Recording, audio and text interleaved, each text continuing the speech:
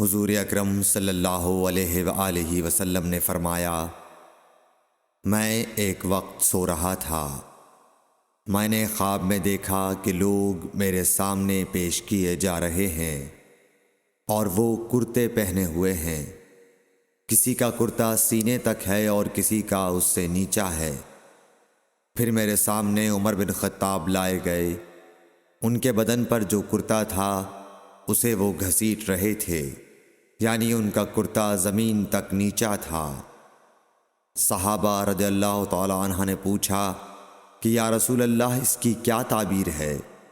آپ نے فرمایا کہ اس سے دین مراد ہے۔ صحیح بخاری حدیث نمبر 23۔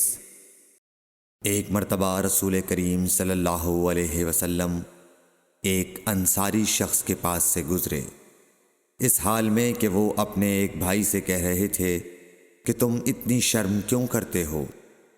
آپ نے اس انصاری سے فرمایا کہ اس کو اس کے حال پر رہنے دو، کیونکہ حیا بھی ایمان ہی کا ایک حصہ ہے۔ صحیح بخاری حدیث نمبر 24۔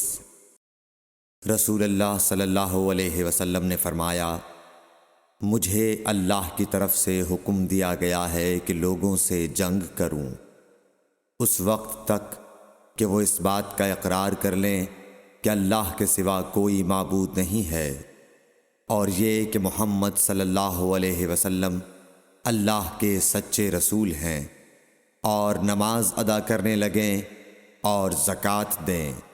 جس وقت وہ یہ کرنے لگیں گے تو مجھ سے اپنے جان و مال کو محفوظ کر لیں گے، سوائے اسلام کے حق کے۔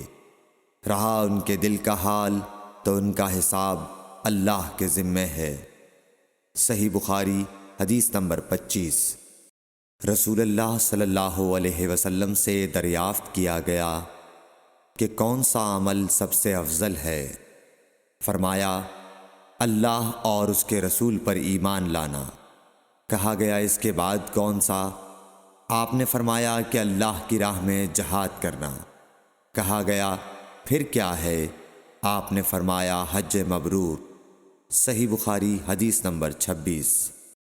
رسول اللہ صلی اللہ علیہ وسلم نے چند لوگوں کو کچھ عطیہ دیا اور سعد وہاں موجود تھے۔ وہ کہتے ہیں کہ رسول اللہ صلی اللہ علیہ وسلم نے ان میں سے ایک شخص کو کچھ نہ دیا، حالانکہ وہ ان میں مجھے سب سے زیادہ پسند تھا۔ میں نے کہا حضور، آپ نے فلاں کو کچھ نہ دیا، میں اسے مومن گمان کرتا ہوں۔ آپ نے فرمایا مومن یا مسلمان؟ میں تھوڑی دیر چپ رہ کر پھر پہلی بات دہرانے لگا۔ حضور صلی اللہ علیہ وسلم نے بھی دوبارہ وہی جواب دیا۔ پھر آپ نے فرمایا کہ اے سعد، باوجود یہ کہ ایک شخص مجھے زیادہ عزیز ہے، پھر بھی میں اسے نظر انداز کر کے کسی اور دوسرے کو اس خوف کی وجہ سے یہ مال دیتا ہوں کہ وہ اپنی کمزوری کی وجہ سے اسلام سے پھر جائے اور اللہ اسے آگ میں اوندھا ڈال دے۔ صحیح بخاری حدیث نمبر 27۔ ایک آدمی نے رسول اللہ صلی اللہ علیہ وسلم سے پوچھا، کون سا اسلام بہتر ہے؟ آپ صلی اللہ علیہ وسلم نے فرمایا کہ تو کھانا کھلائے اور ہر شخص کو سلام کرے، خواہ اس کو تو جانتا ہو یا نہ جانتا ہو۔ صحیح بخاری حدیث نمبر 28۔ حضرت صلی اللہ علیہ وسلم نے فرمایا، مجھے دوزخ دکھلائی گئی تو اس میں زیادہ تر عورتیں تھیں جو کفر کرتی ہیں۔ کہا گیا حضور، کیا وہ اللہ کے ساتھ کفر کرتی ہیں؟ آپ صلی اللہ علیہ وسلم نے فرمایا کہ خاوند کی ناشکری کرتی ہیں اور احسان کی ناشکری کرتی ہیں۔ اگر تم عمر بھر ان میں سے کسی کے ساتھ احسان کرتے رہو، پھر تمہاری طرف سے کبھی کوئی ان کے خیال میں ناگواری کی بات ہو جائے تو فوراً کہہ اٹھے گی کہ میں نے کبھی بھی تجھ سے کوئی بھلائی نہیں دیکھی۔ صحیح بخاری حدیث نمبر 29۔ حضرت صلی اللہ علیہ وآلہ وسلم فرماتے تھے، جب دو مسلمان اپنی اپنی تلواریں لے کر بھڑ جائیں تو قاتل اور مقتول دونوں دوزخی ہیں۔ عرض کیا گیا یا رسول اللہ، قاتل تو خیر ضرور دوزخی ہونا چاہیے، مقتول کیوں؟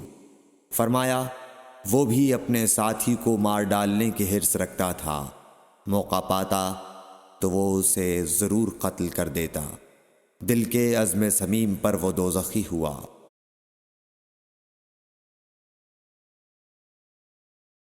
صحیح بخاری حدیث نمبر 30۔ تو وہ اسے ضرور قتل کر دیتا، دل کے عزم صمیم پر وہ دوزخی ہوا۔ صحیح بخاری حدیث نمبر 30۔